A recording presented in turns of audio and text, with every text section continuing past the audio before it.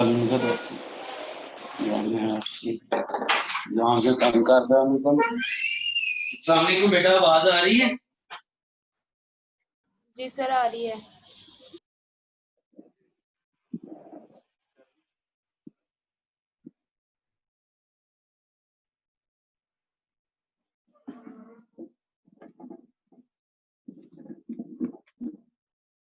नजर आ रहा है या थोड़ा ऊंचा कर दूं? ये नजर आ रहा है बेटा? जी सर आ रहा है मुझे। काम शुरू करते हैं बेटा। Which of the following is a redox reaction? बेटा रिडॉक्स रिएक्शन ऐसा होता है जिसमें ऑक्सीडेशन और रिडक्शन हो रही हो। तो इसमें बेटा डेल्टा ऑप्शन, जिसमें आप देखेंगे जिंक की ऑक्सीडेशन हो रही है और जो आपके पास सिल्वर है वो रिड्यूस हो रहा है। बाकी किसी में भी देखें ऑक्सीडेशन स्टेट चेंज नहीं हो रही होगी। तो डेल्टा ऑप्शन में जिंक 0 से +2 में जा रही है जिंक की ऑक्सीडेशन, और सिल्वर +1 से 0 पे आ रही है, तो सिल्वर की रिडक्शन हो रही है। Second one, by removing a salt bridge between two half cell the voltage, तो बेटा वो ड्रॉप्स टू 0, क्यों नेट चार्ज अकोमुलेशन हो जाती है दोनों साइड्स पे, तो आपके पास ड्रॉप्स टू 0। और साल्ट ब्रिज का पर्पज ही ये होता है कि to avoid any net charge accumulation on the either side of beaker. फिर थर्ड वन है जी, when a zinc strip is placed in copper sulfate solution, copper gets precipitated because standard oxidation potential of zinc, तो बेटा zinc का oxidation potential ज्यादा होता है copper से। जिंक की ऑक्सीडेशन की पोटेंशियल की वैल्यू है +0.76। इसमें इलेक्ट्रॉन को लूज करने की एबिलिटी ज्यादा होती है, तो ये ज्यादा आयोनाइज होके कॉपर को जो है आपके पास जिंक सल्फेट बना देता है और कॉपर को जो है वो सेपरेट आउट कर देता है। तो बीटा ऑप्शन हो गया। रिएक्शन जो है वो फिजिबल था। The oxidation state of chlorine in HClO4 पर क्लोरिक एसिड इसे कहते हैं बेटा। तो ये मैंने वैसे मेथड से भी कर दिया प्रॉपर। हाइड्रोजन की 1, क्लोरीन की एक्सपोज कर ली, ऑक्सीजन की -2 × 4, टोटल इक्वल टू 0। तो यहां से x को फाइंड आउट कर लो, तो बेटा वो +7 आ जाए। नेक्स्ट वन है जी, which of the following statement is incorrect about electrochemical series. तो इसमें मैंने लिखा है चार्ली। बेटा इलेक्ट्रोकेमिकल सीरीज में top to bottom reduction potential की वैल्यू बढ़ती है। उसने लिखा हुआ reduction potential decrease down the group, तो reduction potential top to bottom increase होता है। सबसे नीचे फ्लोरीन है, उसका रिडक्शन पोटेंशियल सबसे ज्यादा होता है। तो इसमें चार्ली ऑप्शन हो।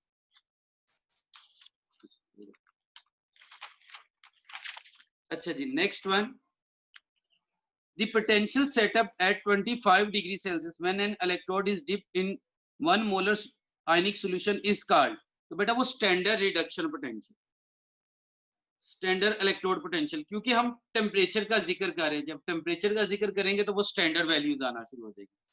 फिर वो इलेक्ट्रोड पोटेंशियल नहीं, standard electrode potential. A standard hydrogen electrode has 0 electrode potential because the beta option its electrode potential is assumed to be 0। Arbitrarily इसको 0 लिया हुआ है ताकि ये हमारे पास रेफरेंस बन जाए। एक्चुअली 0 वैल्यू नहीं होती है, लेकिन क्योंकि इसी से सबको कंपेयर करना है, इसको रेफरेंस लेना है, तो इसको हमने खुद से अज्यूम किया हुआ है 0 वैल्यू। अच्छा बेटा, उसके बाद स्टैंडर्ड रिडक्शन पोटेंशियल्स की ये वैल्यू दी हुई है उसने। आपने बताना था मैक्सिमम ईएमएफ वाला सेल कौन सा बन जाता। बेटा सेल उसी वक्त बनेगा एक की ऑक्सीडेशन होगी, दूसरे की रिडक्शन। तो एक वैल्यू उसने माइनस में दे दी हुई है, ये रिडक्शन का माइनस वैल्यू।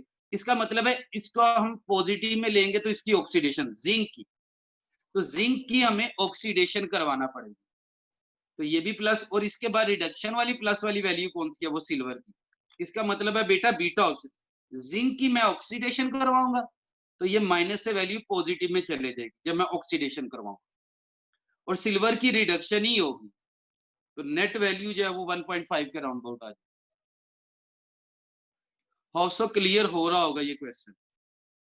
बेटा जब आपने नेट ईएमएफ लेनी होती है तो एक की रिडक्शन पोटेंशियल और एक की ऑक्सीडेशन, ये सारी उसने रिडक्शन पोटेंशियल दे दी।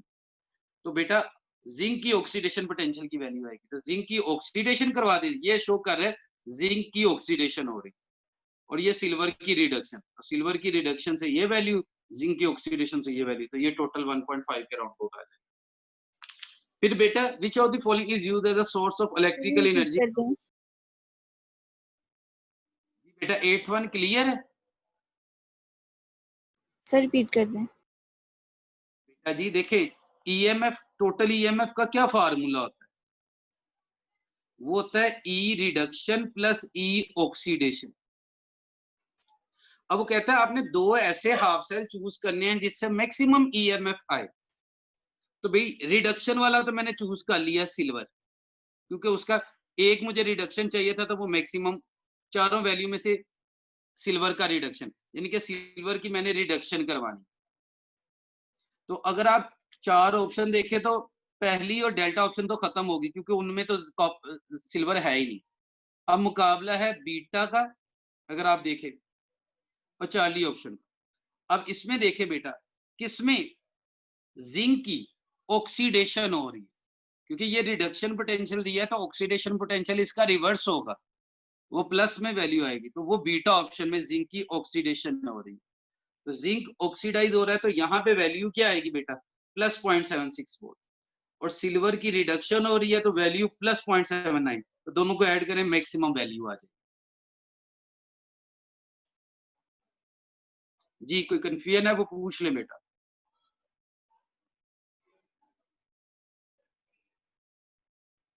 क्लियर है सर। ठीक है। अच्छा बेटा, उसके बाद which of the following is used as a source of electrical energy along with oxygen? तो ये सारे सोर्स यूज होते थे फ्यूल सेल में, हमने पढ़ा था।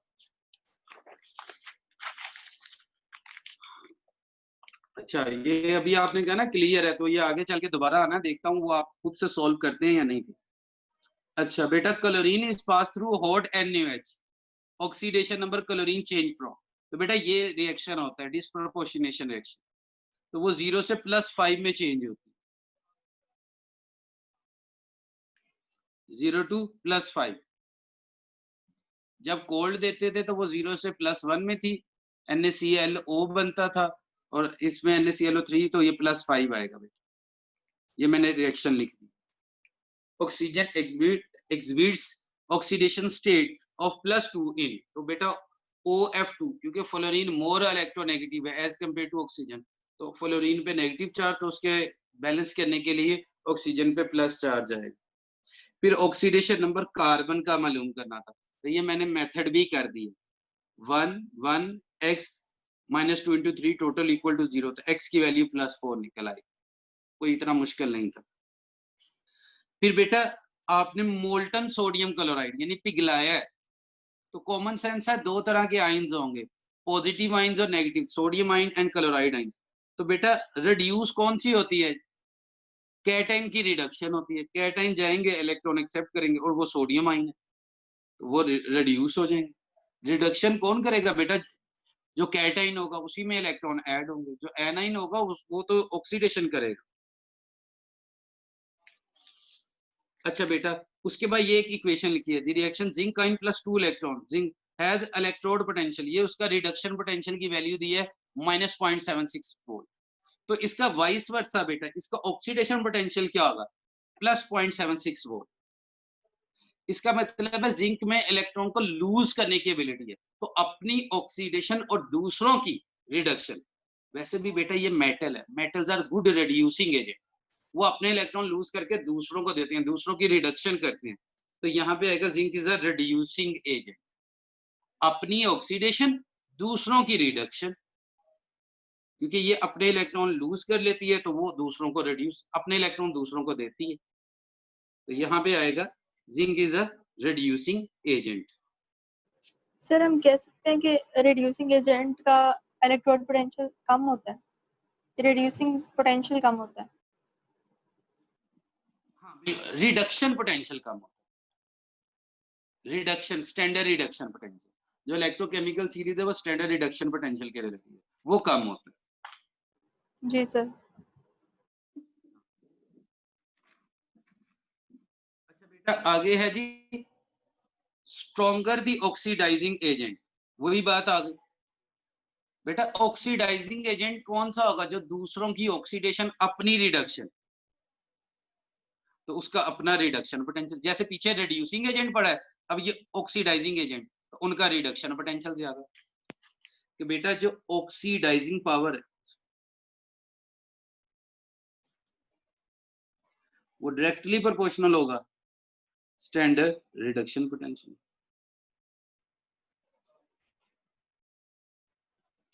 बेटा दूसरों को ऑक्सीडाइज करना है, मीन दूसरों से इलेक्ट्रॉन को रिमूव करना है या दूसरों से इलेक्ट्रॉन को छीनना है, तो अपना रिडक्शन पोटेंशियल ज्यादा होना चाहिए। खुद में इलेक्ट्रॉन को जज़ब करने की एबिलिटी होगी, फिर ही दूसरों से छीनेगा ना। तो ये आपके पास चार्ली ऑप्शन होगा। अच्छा, आगे the reduction potential of non metals, ये दी है बेटा नॉन मेटल्स। नॉन मेटल्स का मतलब है इलेक्ट्रॉन को गेन करने की ability. Which non-metal can displace all other from aqueous solution of their salts। तो ये मैंने बताया था जिसका जितना ज्यादा रिडक्शन पोटेंशियल, अगर आपको याद हो मैंने कहा था मेटल्स में जो जितनी ऊपर होगी उतनी रिएक्टिव, और नॉन मेटल में जो जितनी नीचे होगी उतनी ज्यादा रिएक्टिव।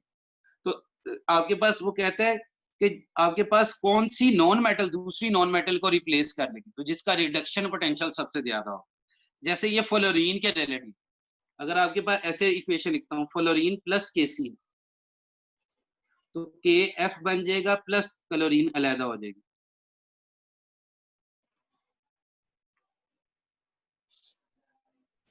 क्यों? क्योंकि इसका रिडक्शन पोटेंशियल ज्यादा, top to bottom reduction potential ज्यादा होता है, तो जो जितना नीचे होता है वो उतनी ज्यादा नॉन मेटेलिक करैक्टर रखता है। तो यही क्वेश्चन था, which non metal can displace, तो विद नॉन मेटल में डी। और अगर बेटा अगर यहाँ पे क्वेश्चन होता है विच मेटल, तो मेटल के रिलेटिव कौन सा आंसर आना था? अगर वो नॉन मेटल्स के रिलेटिव वैल्यू ना देता, ये मेटल्स के रिलेटिव वैल्यू देता, तो फिर कौन सी ऑप्शन? अल्फा।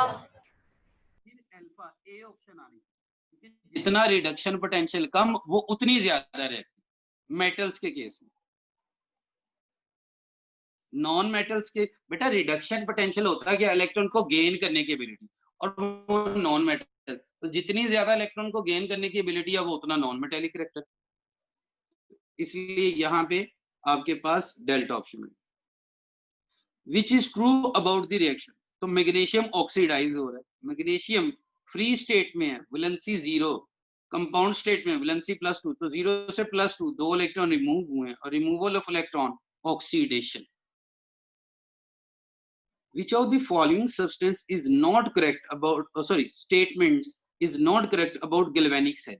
तो बेटा galvanic cell में रिडक्शन हमेशा कैथोड पे होती है और ऑक्सीडेशन हमेशा एनोड पे, तो उसने बीटा ऑप्शन में लिखा है रिडक्शन अकर एट एनोड, तो ये गलत है, ये इनकरेक्ट है, नॉट करेक्ट उसने पूछा, या incorrect. Which of the following is an application of electrochemical series, तो ये सारी एप्लीकेशन है, 6 एप्लीकेशन थी तो मैंने 3 पूछी। On electrolysis 1 mole of aluminium will be deposited by, तो बेटा 1 मोल एल्यूमिनियम जो है वो 3 मोल इलेक्ट्रॉन, क्योंकि इस पे +3 चार्ज होता है, तो वो 3 मोल इलेक्ट्रॉन्स के रिलेटिव बात करेंगे, 3 मोल्स ऑफ इलेक्ट्रॉन, Al पे +3 तो 3 इलेक्ट्रॉन। तो ये आपके पास रिएक्शन आ गया। On the basis of electrochemical series predict which reaction is feasible. तो बेटा अगर आपने इलेक्ट्रोकेमिक, और ये इसलिए दिया है, ये आपकी एग्जांपल बार बार रिपीट हो रही है, क्या जिंक कॉपर को रिप्लेस कर सकता है? बिल्कुल कर सकता है, क्योंकि जिंक और कॉपर दोनों मेटल्स हैं, और जिंक इलेक्ट्रोकेमिकल सीरीज में कॉपर से ऊपर है, तो जिंक कॉपर को रिप्लेस कर सकता है, क्योंकि जिंक का ऑक्सीडेशन पोटेंशियल ज्यादा है as compare to copper. Beta option में देखिए क्लोरीन फ्लोरीन, दोनों नॉन मेटल है और फ्लोरीन नीचे है, तो फ्लोरीन मोर एक्टिव है, तो क्लोरीन उसे रिप्लेस नहीं कर सकेगा, ये भी फिजिबल नहीं है। इसी तरह आयोडीन ब्रोमीन को नहीं रिप्लेस कर सकेगा, ये भी नॉट फिजिबल, और ना सिल्वर कॉपर को कर सके, ये भी नॉट फिजिबल। तो फिजिबल जो है वो सिर्फ अल्फा होगा।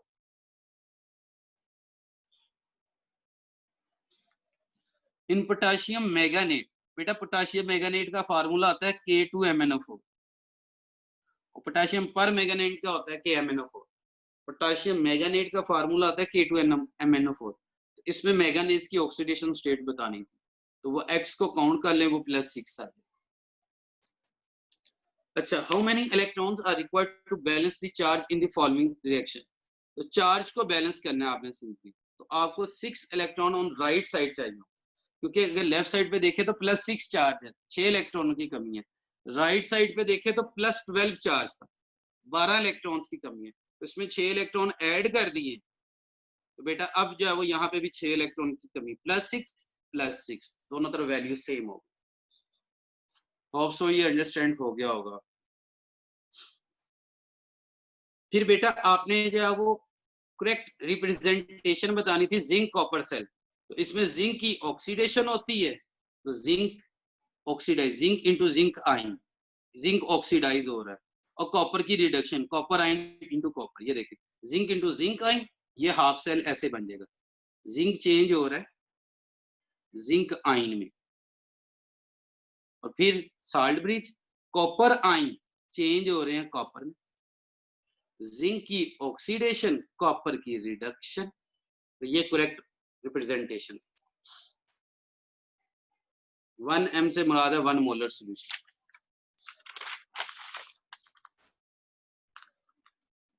Consider the following cell reaction, ये आपने बताना है, the voltage in this case. तो बेटा ये सेल में क्या बता रहा है वो, एल्यूमिनियम किस में चेंज हो रहा है, एल्यूमिनियम आयन में, तो एल्यूमिनियम की ऑक्सीडेशन हो रही है। तो आपको गिवन क्या है, एल्यूमिनियम का रिडक्शन पोटेंशियल -1.67, तो बेटा ऑक्सीडेशन पोटेंशियल क्या होगा, +1.67, और क्लोरीन की रिडक्शन हो रही है, उसका रिडक्शन पोटेंशियल ही दिया है +1.36, तो दोनों को ऐड कर दें तो 3.03 वोल्ट आ जाएगा प्लस में। पॉइंट समझ आ रहा है बेटा? सेल उसने कहा कि एल्यूमिनियम की ऑक्सीडेशन करवानी है और वैल्यू आपको गिवन दी है रिडक्शन की, तो उसका ऑक्सीडेशन, उसका सिंबल चेंज कर दे, और क्लोरीन का रिडक्शन ही है, दोनों को ऐड कर दे। फिर वो कहता है इनमें से कौन सा रिएक्शन फिजिबल नहीं है, तो ये भी बताया कि क्लोरीन फ्लोरीन को रिप्लेस नहीं कर सकेगा, तो ये रिएक्शन नहीं फिजिबल, क्योंकि फ्लोरीन का रिडक्शन पोटेंशियल ज्यादा होता है, ये ज्यादा नॉन मेटेलिक है एज कम्पेयर टू क्लोरीन। अच्छा, उसके बाद the electrolysis of aqueous solution of NaCl produces at cathode and anode respectively। तो बेटा ये नेल्सन सेल में भी पढ़ा हुआ है, जब भी एक्वस सोल्यूशन की बात आ जाए, अगर आपको याद हो, जब भी एक्वस सोल्यूशन, तो वाटर जाके रिड्यूस होता है हाइड्रोजन गैस, और एनोड पे हमेशा क्लोरीन जाती है, चाहे वो एक्वस सोल्यूशन हो चाहे वो मोल्टन हो। तो बेटा hydrogen and chlorine, which of the following is a not redox reaction। redox reaction वो होते हैं जिनमें ऑक्सीडेशन स्टेट चेंज हो, लेकिन अल्फा ऑप्शन देखिए इसमें ऑक्सीडेशन स्टेट चेंज नहीं हो रही। देखिए ना बेटा, कैल्शियम कार्बोनेट, इसमें कैल्शियम की +2, कार्बन की +4 और ऑक्सीजन की -2 × 3 ये है, और जब ये -2 है, कैल्शियम ऑक्साइड +2 -2 प्लस CO2 -2 +4, इनकी ऑक्सीडेशन स्टेट चेंज नहीं हो रही है, ये न्यूट्रलाइजेशन, तो ये रिडॉक्स रिएक्शन की एग्जांपल नहीं हो। नेक्स्ट वन है जी, which of the following electrochemical change is not feasible when attached with SHE के साथ जब आप करेंगे तो जाहिर सी बात है जिसकी वैल्यू नेगेटिव, नेगेटिव का मतलब है आपके पास खुद ब खुद वो रिएक्शन प्रोसीड नहीं होगा, तो नेगेटिव वाली वैल्यू फिजिबल नहीं होगी, तो इसमें चार्ली ऑप्शन, जिंक की खुद ब खुद जो आपके पास रिडक्शन नहीं होगी, तो चार्ली ऑप्शन होगा। सर इसमें ऑक्सीडेशन तो हो सकती है ना 29 वाली, वैल्यू को रिवर्स करके उसने जो रिएक्शन फिजिबल दिए हैं हमने उनको ही करना है ना। वो जिंक आयन की रिडक्शन की बात कर, ऑक्सीडेशन के लिए तो वो रिवर्स इक्वेशन देता ना, फिर तो हम कहते हैं हाँ बिल्कुल हो सकती है, फिर वो प्लस में 0.76 वोल्ट देता, फिर तो वैल्यू चेंज हो जानी, तो फिर मैं इनमें जी कहूंगा कि सर। इनकी ऑक्सीडेशन, तो इनकी सारी की वैल्यूज नेगेटिव हो जाएंगी।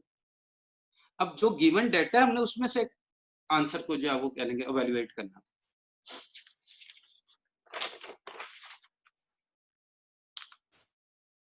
The oxidation state of Cl in CaClO3 whole twice, जी कैल्शियम क्लोरेट में, तो बेटा ये मैंने फाइंड कर दिया, इस 2 को अंदर मल्टीप्लाई कर दिया, तो x की वैल्यू +5 निकल आई, तो क्लोरीन की वैल्यू +5 आई।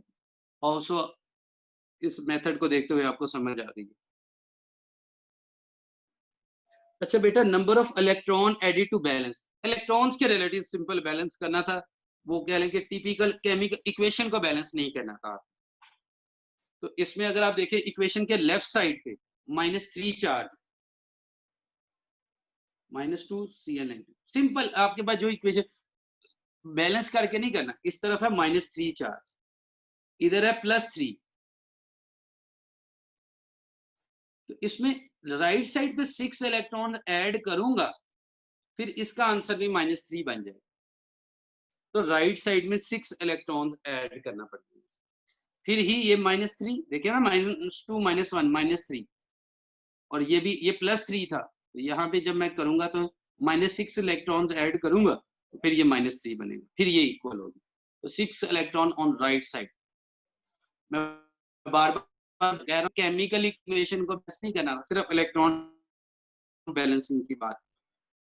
इसके बाद copper metal can be purified in electrochemical series by taking impure copper. Impure को आप एनोड के तौर पर एक्ट करवाते थे, क्योंकि वो ऑक्सीडाइज होता था और कॉपर पे जाके रिड्यूस हो, आपके पास कैथोड पे जाके रिड्यूस होना शुरू।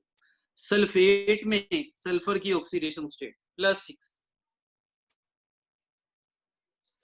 आईयूपीएक सिस्टम के अकॉर्डिंग आपने किस तरह से एलिमेंट्स को अरेंज किया हुआ, standard reduction potential, ascending order of their standard reduction potential, top to bottom increase होते थे। while balancing oxygen atom in redox equation, basic medium की बात कर रहा है, तो बेटा उसमें हमें जब वो राइट साइड पे हाइड्रोक्सल आइंस की बात करते थे, जब एसिडिक मीडियम की बात करता था तो हाइड्रोजन आइन, जब बेसिक मीडियम की बात करेगा तो हाइड्रोक्सल आइंस। 36 है, which of the following is a function of salt bridge in galvanic cell। तो ये सारे फंक्शन हैं जी, फ्लो को कर रहा होता है, सेल दोनों हाफ सेल्स को सेपरेट आउट कर रहा होता है, और इलेक्ट्रिकल न्यूट्रलिटी जो है वो मेंटेन कर रहा होता है। इनमें से कौन सा रिएक्शन रिडॉक्स रिएक्शन की एग्जांपल? तो फिर वही बात आ जाती है बेटा, रिडॉक्स रिएक्शन वो होते हैं जिनमें ऑक्सीडेशन स्टेट चेंज होगी। तो इसमें डेल्टा ऑप्शन, सल्फर की लेफ्ट साइड पे देखें तो +4 ऑक्सीडेशन स्टेट, राइट साइड पे जाके +6 हुई है। तो सल्फर की क्या हुई है वैसे, अगर आपसे पूछा जाए, ऑक्सीडेशन हुई है रिडक्शन? ऑक्सीडेशन।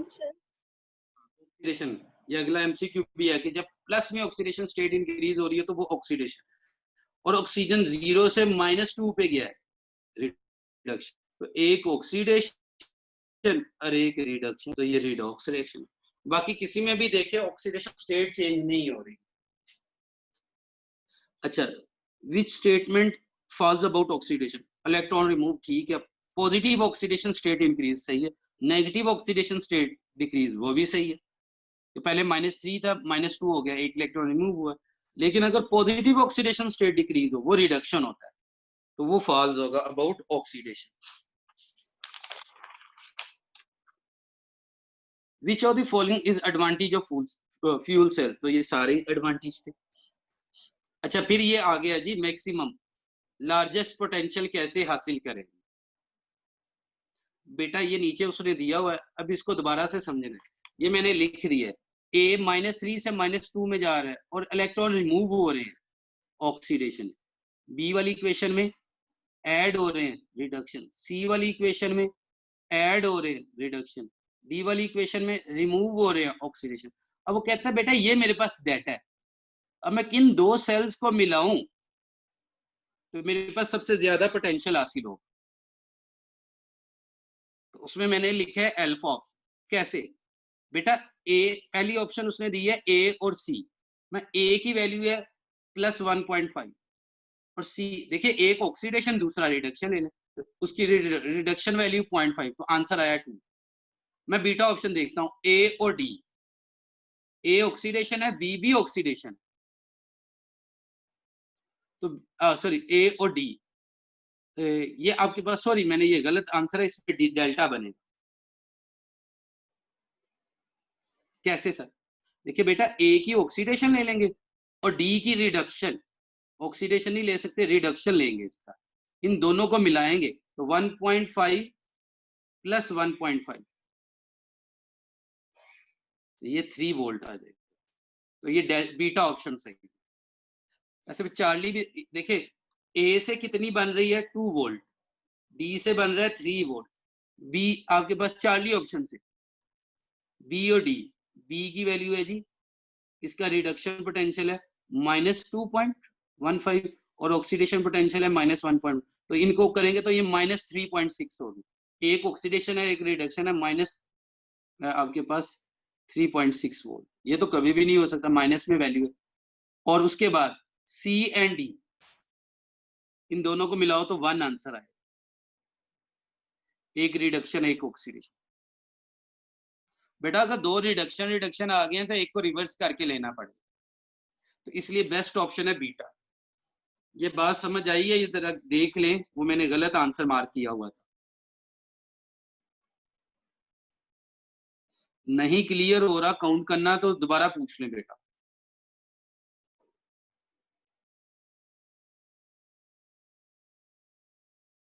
तो इसकी कौन सी ऑप्शन ठीक है? बीटा ऑप्शन बेटा।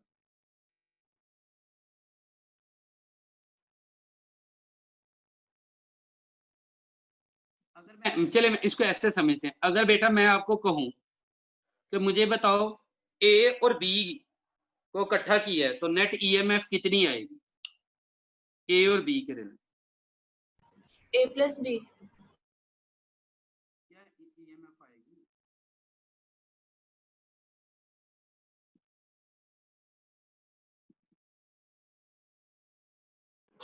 -1.6। -0.6। और अगर मैं कहता हूं बेटा मैं बी और सी को नेट को ऐड करता हूं, बी और सी को, तो क्या ईएमएफ आएगी बी और सी को?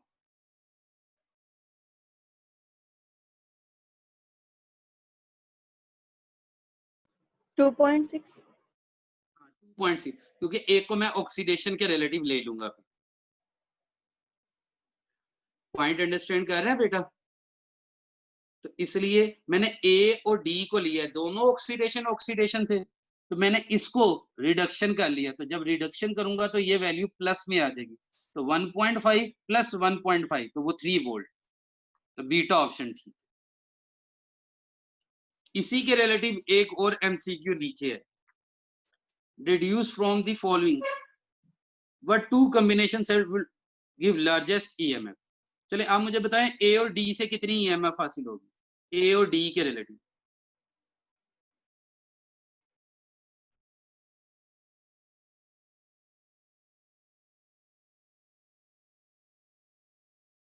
बेटा बोले तो सही, कोई इतना मुश्किल तो नहीं पूछ रहा। 1.79। 1.79 ये प्लस में हो जाएगी क्योंकि ये भी ऑक्सीडेशन है ये भी ऑक्सीडेशन, तो एक को रिडक्शन कर देंगे। अगर पूछूं ये बी और सी को ऐड करने से कितनी होगी?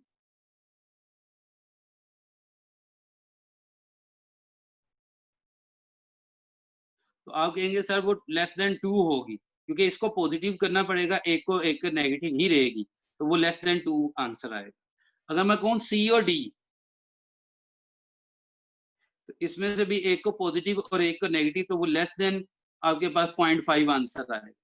और अगर कहूं ए और बी, ए और बी, बेटा बी वाली को अगर मैं रिडक्शन कर देता हूं तो प्लस प्लस हो जाएगा, तो वो आंसर आएगा 3.3। आपने मैक्सिमम पे जाना था, वो तो 3.3 आंसर आ जाएगा डेल्टा ऑप्शन।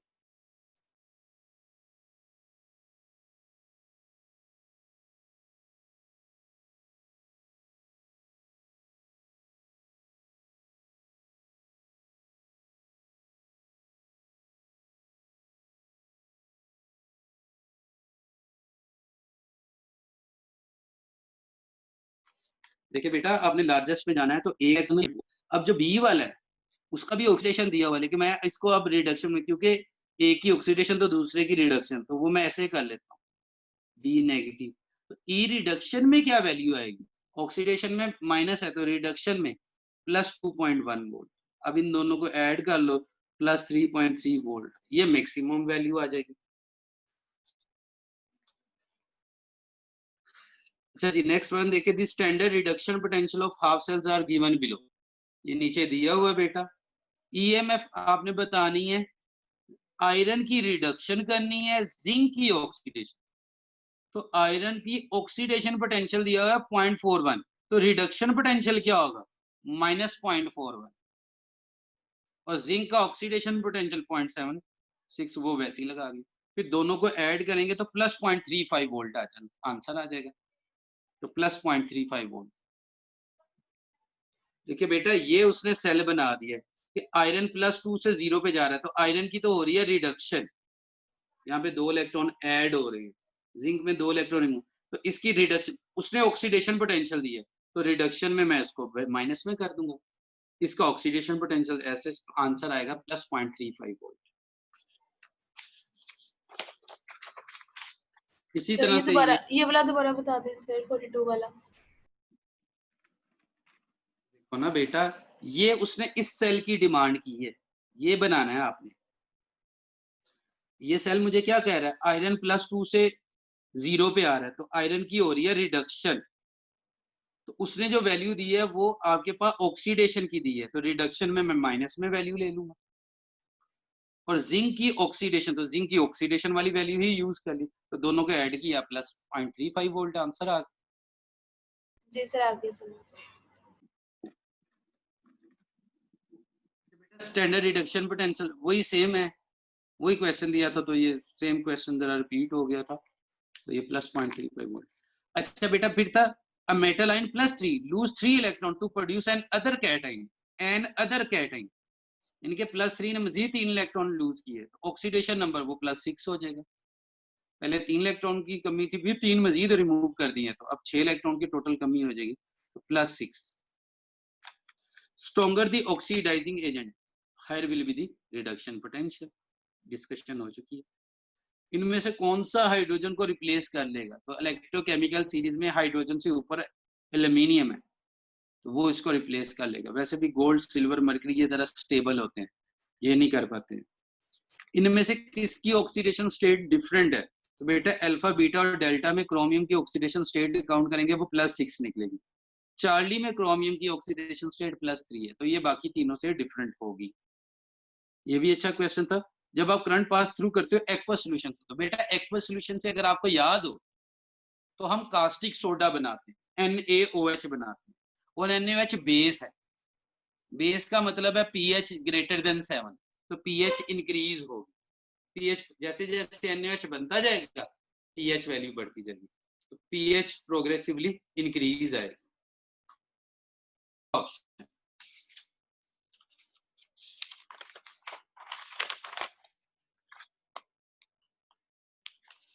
बेटा फ्यूल सेल के मतलब ये पहले भी बता दिए, आल डेल्टा 51 था जी। स्पॉन्टेनियस कब होगा, जब EMF वैल्यू पॉजिटिव होती है, और उसके बाद बेटा ये उसने वैल्यू दी है standard reduction potential, reducing agent, reducing का मतलब है मेटेलिक, और मेटल कौन होता है जिसका पोटेंशियल जितना कम हो, तो वो पहला मेटल, बेटा मेटल टॉप पे है, उनकी रिडक्शन पोटेंशियल की वैल्यू मिनिमम माइनस में, तो ये आई अल्फा, ये आपके पास। तो ये पेपर था, कोई मसला पूछना वो पूछ लें बेटा, शाबाश। सर ये जल्दी 29 वाला दोबारा बता दें, क्योंकि आज हमने थोड़ा सा काम और भी करना है। 29 वाला जी सर। 29 में उसने कहा था कौन सा, जब वो शी के साथ जब उसे अटैच किया जाए तो वो फिजिबल नहीं है, तो शी जिंक आयन की रिडक्शन नहीं कर सकता। हाँ, अगर ये वाला होता कि जिंक आयन, अगर जिंक मेटल रखते उसके साथ, तो जिंक की ऑक्सीडेशन हो जाएगी, ये ठीक है। तो बेटा नेगेटिव का मतलब क्या है, नॉन स्पॉन्टेनियस, तो शी नॉन स्पॉन्टेनियस के साथ नहीं, बाकी सारे पॉजिटिव में है, तो वो उनकी रिडक्शन कर सकता है, जिंक आयन की रिडक्शन नहीं कर सकता। जी सर ठीक है। और 34 वाले की करेक्ट ऑप्शन क्या है? 4 वाले का चार्ली बेटा। जी सर ठीक। काम, दूसरे काम की तरफ आते हैं जी। सर जी 10th वाला MCQ भी बताइएगा।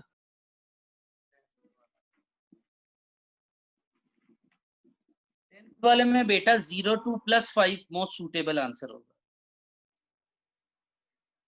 क्योंकि हॉट में आपके पास कलोरेट बनता है। जी सर ठीक है।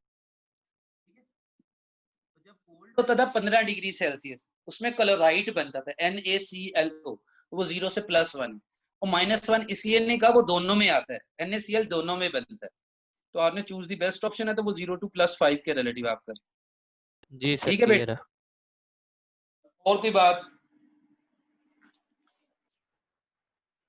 चलें, टेस्ट के वाले से बेटा चीजें कंप्लीट है, अब मैं जरा ना एडजस्ट कर दूं दूसरी तरफ और फिर हम काम कर लेते हैं जी।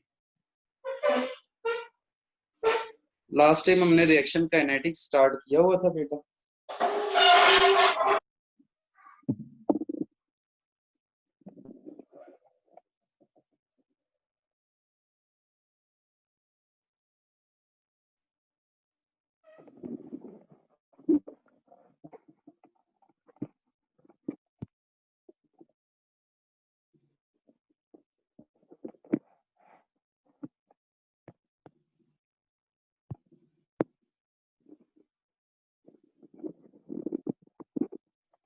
नजर आ रहा है? ठीक है जी सर। अच्छा जी, माने नहीं, काम स्टार्ट करते हैं बेटा। लास्ट टाइम हमने चैप्टर नंबर 11 को स्टार्ट किया था, रिएक्शन काइनेटिक्स को, तो उसमें कुछ टर्म्स को हमने डिफाइन किया था। अब जो है ना, थोड़ा सा आज हमने डिस्कस करना था रेट इक्वेशन को। ये चीज हम पहले भी डिस्कस कर चुके हैं। रेट इक्वेशन जो है वो डिटरमिन की जाती है रेट डिटरमिनिंग स्टेप से, और जो रेट डिटरमिनिंग स्टेप होता है बेटा, it is totally experimental determine quantity. अगर तो कोई रिएक्शन सिंगल स्टेप में हो रहा है तो फिर तो बेटा उसकी रेट इक्वेशन वेरी सिंपल है, लेकिन अगर कोई रिएक्शन मल्टीपल स्टेप्स में हो रहा है, जैसे मैंने ये एक रिएक्शन लिखा है कि 2A + 3B और इससे बनता है C + D, तो सिंपल इस केमिकल इक्वेशन को देख के हम उसके रेट को नहीं डिफाइन कर सकते। हम ये नहीं कह सकते कि A को डबल करने से B पे क्या इफेक्ट होगा, और सॉरी प्रोडक्ट पे क्या इफेक्ट होगा, या B को डबल करने से प्रोडक्ट पे। रेट जब आपने मालूम करना, वो एक्सपेरिमेंट है, तो एक्सपेरिमेंट जब देखा गया तो ये रिएक्शन एक्चुअली 3 स्टेप्स में हुआ। फॉर एग्जांपल, पहले क्या हुआ है, फर्स्ट A और 2B मिले C + X, सेकंड में A+ वो जो X है वो मिला Y + D, बाद में ये जो आपके पास Y बना वो B से मिला और D बन गया। तो ये 3 स्टेप्स में हुआ, इन तीनों को ऐड करें तो यही इक्वेशन बन जाती है। अब इन तीनों स्टेप्स में से ये स्लो स्टेप है, तो ये जो स्लो स्टेप है that is called rate determining step, और इसी स्लो स्टेप के रिलेटिव हमने रेट इक्वेशन लिखना है। अगर सर ये अगर एग्जाम में आ जाए कोई इक्वेशन तो हमें कैसे पता चलेगा बेटा, वो खुद डेटा में बताएगा, क्योंकि ये एक्सपेरिमेंटल डिटरमिन्ड क्वांटिटी है, तो इसलिए वो खुद बताएगा कि ये स्लो स्टेप है, ये फास्ट स्टेप है, या ये आपके पास इनमें से कौन सा स्लो स्टेप। तो इसमें परेशान होने की जरूरत नहीं है, सर ये भी तो कह सकता है कि इन तीनों में से कौन सा स्टेप स्लो है। ऐसा नहीं होगा बेटा, स्लो स्टेप एक्सपेरिमेंटली ही डिटरमिन्ड होगा, तो ये आपको डाटा खुद देगा आपको सारा। अब आपने इन चारों में से किस इक्वेशन के रिलेटिव रेट इक्वेशन लिखनी है, जो स्लो स्टेप उसके रिलेटिव रेट इक्वेशन लिखनी है। तो रेट इक्वेशन क्या बताइए कि A⁴ 1, क्योंकि यहाँ पे 1 है, ये आपकी मेन इक्वेशन बन रही है, बाकी सारी इक्वेशंस को निगलेक्ट कर। B⁴, ये मुझे क्या बता रहा है बेटा आपके पास के इससे मुझे क्या पता चल रहा है कि अगर मैं A को डबल करता हूं कंसंट्रेशन, ये मुझे ये बता रहा है कि रेट जो है वो डायरेक्टली प्रोपोर्शनल है कंसंट्रेशन ऑफ A के, और रेट जो है rate of reaction directly proportional है कंसंट्रेशन ऑफ B का स्केल। या इसको ऐसे भी कह लें कि बेटा ये अगर आपको डाटा दे दे तो वो कहता है what will be the effect on rate of reaction if concentration of B is doubled, तो रेट ऑफ रिएक्शन पे क्या इफेक्ट होगा। ए 4 ऑप्शन times.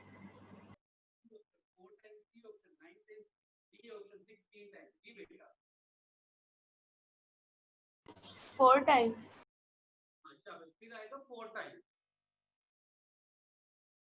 पॉइंट क्लियर हो रहा है कि आपके पास ये रेट इक्वेशन आ चुकी हुई है, और इसके रिलेटिव, और अगर वो कहता है मैं ए बी को कांस्टेंट रखता हूं, ए को डबल कर देता हूं, ए की कंसंट्रेशन को डबल कर देता हूं, तो रेट ऑफ रिएक्शन पे क्या इफेक्ट होगा, डबल ही होगा फिर। और अगर इसी क्वेश्चन को थोड़ा और ट्विस्ट दे देता है, वो कहता है ये बेटा मेरे पास डाटा है और मैं ए और बी दोनों की कंसंट्रेशन को डबल कर देता हूं, तो फिर रेट के ऊपर क्या इफेक्ट होगा? दोनों को डबल कर दें, फिर रेट क्या होगा?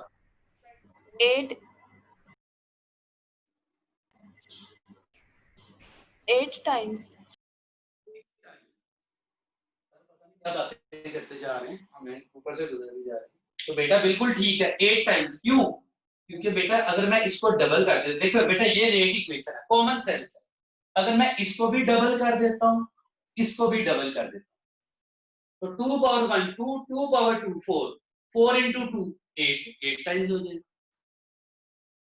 एक को मैं डबल करता हूं तो ये 2 टाइम्स, इसको डबल करता हूं 4 टाइम्स, दोनों का डबल करता हूं तो 2 का यहाँ पे स्केयर है तो वो 4 हो जाएगा, 4 into 2 8 टाइम्स हो जाएगा।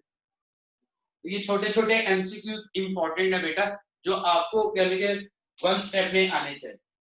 अच्छा बेटा ये रेट इक्वेशन ऑल्सो आपको समझ आ जाएगी, आ गई होगी कि ये मैंने स्लो स्टेप से डिटरमाइन की। अब बेटा ये जो रेट इक्वेशन के ऊपर 1 और 2 लिखा हुआ है, इसको मैं x और y से रिप्रेजेंट कर रहा हूं।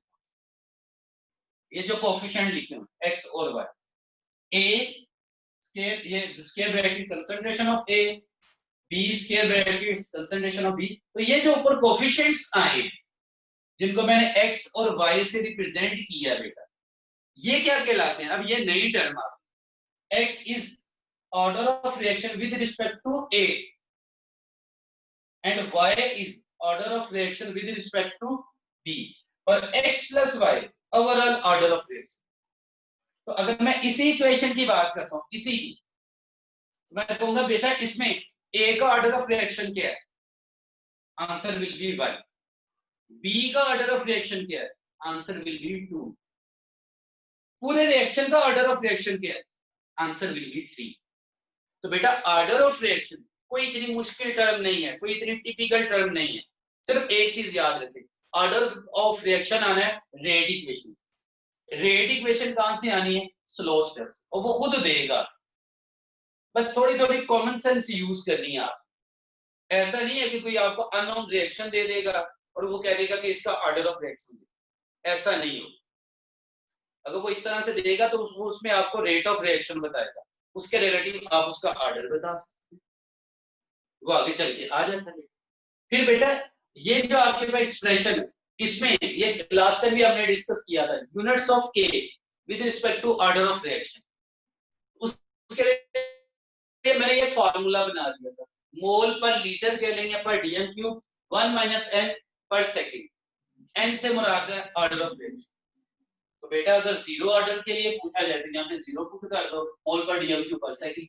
फर्स्ट ऑर्डर के लिए पूछा जाएगा यहाँ पे 1 पुट कर दो, 1 - 1 0, ये 0 हो जाएगा पर सेकंड। सेकंड ऑर्डर के लिए के यूनिट्स पूछता है तो यहाँ पे 2 पुट कर दो, 1 - 2 -1 पर मोल लीटर या डीएम क्यूब पर सेकंड। और थर्ड ऑर्डर के लिए पूछता है यहाँ पे 3 पुट कर दें तो ये मोल इनवर्स के डीएम6 पर सेकंड। तो के की वैल्यू से हम ऑर्डर भी बता सकते हैं, मतलब के की वैल्यू उसने ये दे दी है इस तरह से। तो ये किस ऑर्डर को एक्सप्लेन कर रहा है? First order, second order, third order, zero order? जी बेटा ऑर्डर, फर्स्ट ऑर्डर को रिप्रेजेंट कर रहा है। फर्स्ट ऑर्डर इसके साथ और भी डाटा ऐड करके दे सकता था, आप बाकी डाटा को भूल जाए, ये यूनिट्स देखिए, इस यूनिट्स के रिलेटिव आपने बता दिया ये फर्स्ट ऑर्डर। इसी तरह से एक क्वेश्चन दे रहा है आपके पास, मेरे पास a + 3b ये कोई इक्वेशन है और ये प्रोडक्ट बन गया, वो खुद बता रहा है। देखिए बेटा जो एक्सपेरिमेंटल चीजें होंगी वो खुद बताएगा। वो कहता है order of reaction with respect to a, वो क्या है? 2, और order of reaction with respect to b वो है -1। तो सबसे पहले आप इसकी रेट इक्वेशन लिखिए। बेटा इसकी रेट इक्वेशन क्या बनेगी? आप में से कोई बताएगा? ROR क्या बनेगा? K A square B -1। और अगर आपसे क्वेश्चन पूछा जाए बेटा इसका ओवरऑल ऑर्डर ऑफ रिएक्शन क्या होगा?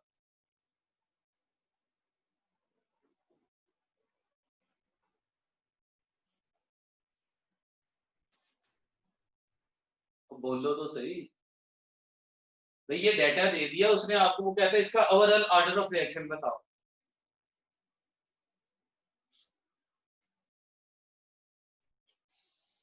किसी को भी नहीं पता चल रहा भाई। ओवरऑल ऑर्डर ऑफ रिएक्शन के लिए बेटा आप एक्सपोनेंट्स का सम कर लें। 1 ओवरऑल ऑर्डर क्या बनेगा बेटा, तो वो 2 प्लस -1, वो आपके पास 1 आ जाएगा। इसमें कौन सी मुश्किल बात। फिर वो कहते हैं आपने इनके रेट ऑफ रिएक्शन बताने हैं। इफ ए इज डबल, बेटा ये मेरे पास इक्वेशन है, ROR K A square B। वो कहता है मैं A को डबल कर देता हूं, तो रेट मेरे पास क्या आएगा, तो A को 2A कर दे।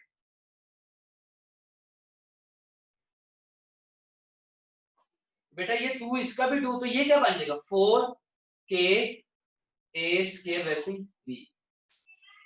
तो ये कितने टाइम्स आ जाएगा 4 टाइम्स। अगर मैं A को डबल कर देता हूं तो रेट क्या आ जाएगा, ROR क्या आ जाएगा 4 टाइम्स।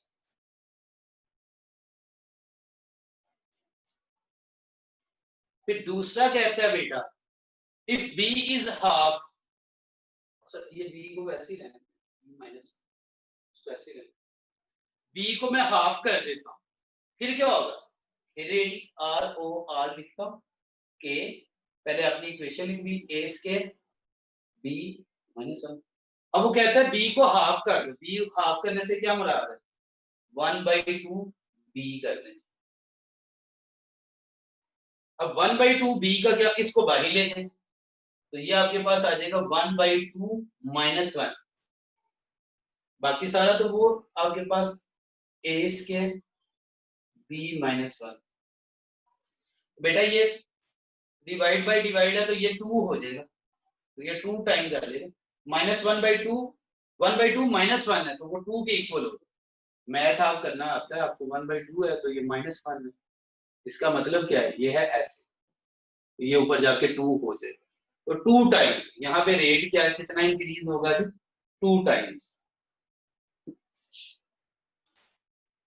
ये वाला खुद करें, if A and B both double, दोनों ही डबल कर दिए, फिर रेट ऑफ रिएक्शन क्या होगा, करें जरा आप सब खुद। A को भी मैं डबल कर देता हूं, B को भी डबल कर देता 2 times हूं। रेट ऑफ रिएक्शन की वैल्यू क्या निकलेगी अगर रेट को आपके पास A और B दोनों को डबल कर दो। जी बेटा क्या बोला, डबल हो जाएगा। टाइम्स।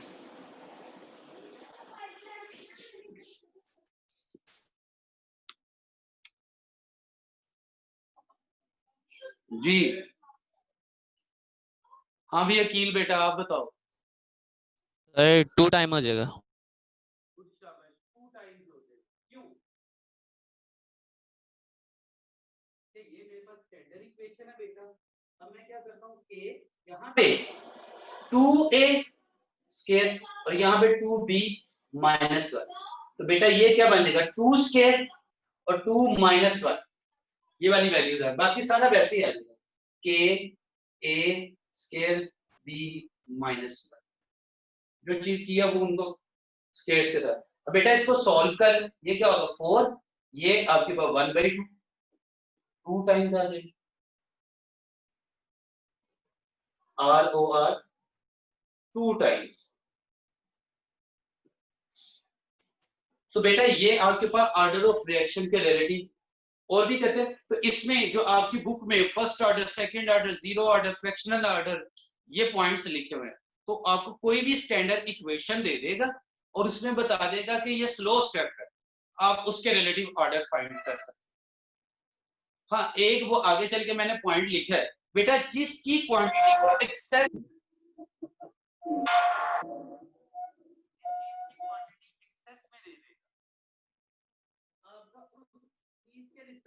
ऑर्डर 0 हो जाएगा, क्योंकि उसकी कंसंट्रेशन चेंज ही नहीं हो रही।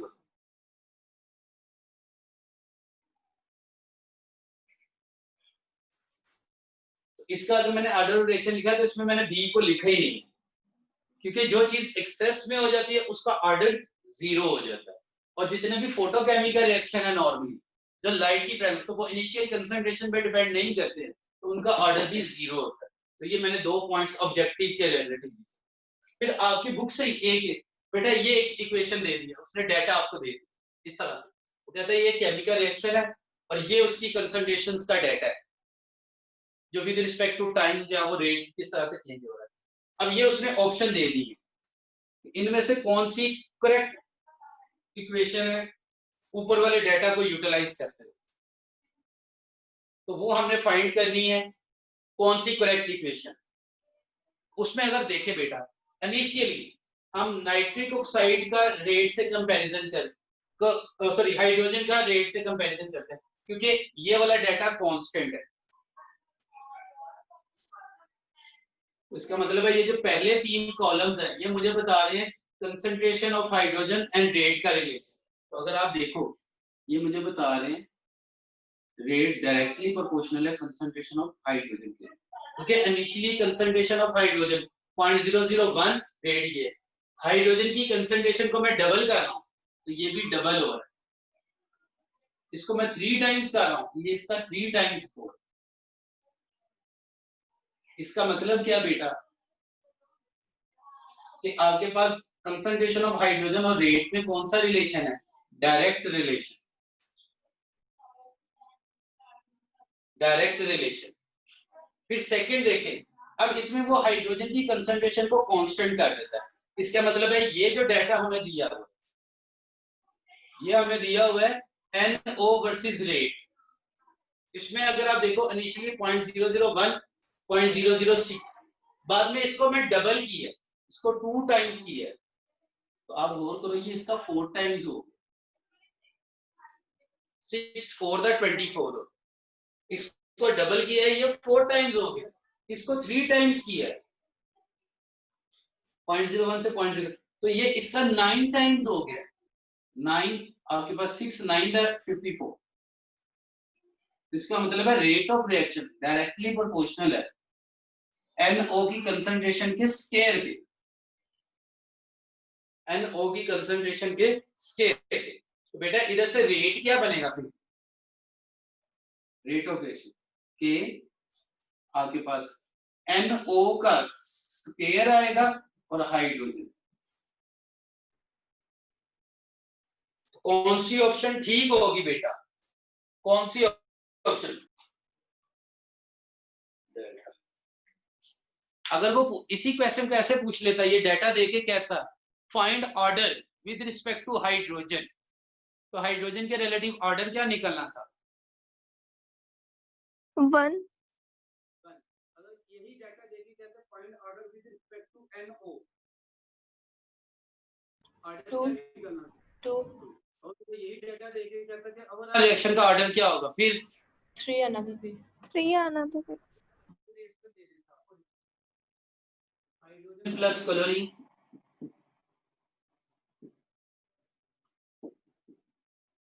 ये एक रिएक्शन उसने दे दी है, वो कहता है बेटा इसका ऑर्डर बताइए और ये सिंगल स्टेप है,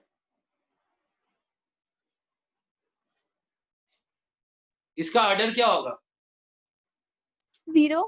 क्यों 0,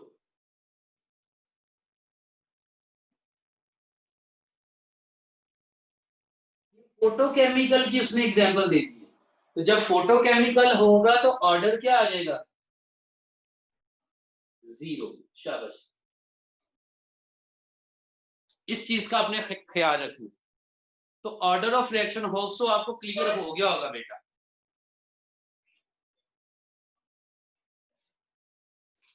हाफ लाइफ के रिलेटिव कुछ क्वेश्चंस आपने फिजिक्स में किए हुए हैं, कुछ क्वेश्चंस मैं इंशाल्लाह नेक्स्ट टाइम करूंगा, नेक्स्ट इस आर्टिकल को कंप्लीट करेंगे। उसमें हमारा वैसे ये आपके काम करने याद करने वाला आपका काम है, अगले लेक्चर में हम इसके लिए सिर्फ 10-15 मिनट ही लगाएंगे, क्योंकि बेटा जो कैटलिस्ट का टॉपिक है वो टोटली अप टू यू है, बायो कैटलिस्ट वो भी आपके ऊपर है, वो सिर्फ उसके कैरेक्टरिस्टिक्स आपने याद करनी। हाफ लाइफ के एमसीक्यूज कुछ करेंगे, हाफ लाइफ क्योंकि इसमें सिर्फ और सिर्फ उसने फर्स्ट ऑर्डर की हाफ लाइफ उसने पूछा हो, जो इंडिपेंडेंट होती है initial concentration. Half life period क्या होता है जिसमें 50% आपका रिएक्शन कंप्लीट हो जाए, 50% रिएक्टेड कन्वर्टेड इनटू प्रोडक्ट्स। आपकी बुक में यूरेनियम की एग्जांपल दी हुई है, N2O5 की एग्जांपल दी है और उनके हाफ लाइफ टाइम्स लिखे हुए हैं। ये जनरल इसकी इक्वेशन निकल गई है, डेरिवेशन की तरफ नहीं जा रहा। Half life of nth order is inversely proportional to the initial concentration raised to power 1 less than the half life, oh sorry, order of reaction। तो हमने फर्स्ट ऑर्डर के लिए निकालना है तो 1 - 1 0, तो वो इनिशियल कंसंट्रेशन पे डिपेंड ही नहीं करता।